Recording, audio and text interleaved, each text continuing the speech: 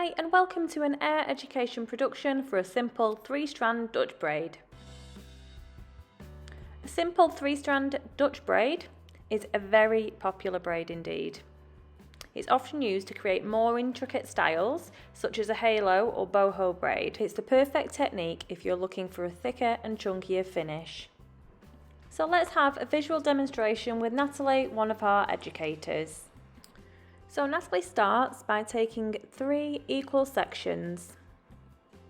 She passes the right hand section underneath the middle section to swap over.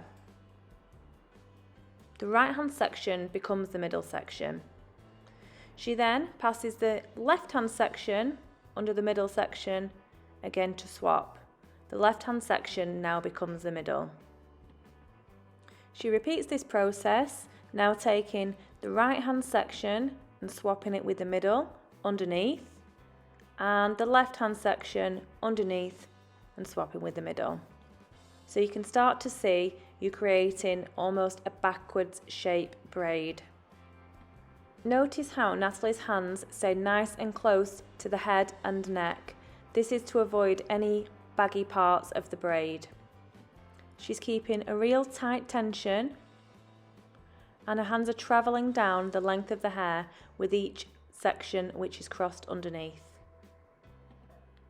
The technique is repeated until you reach the end of the hair.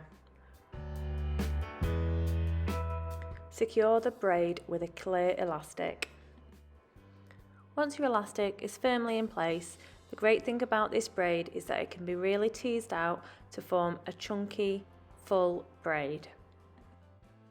And there you have it, a simple 3-strand Dutch braid.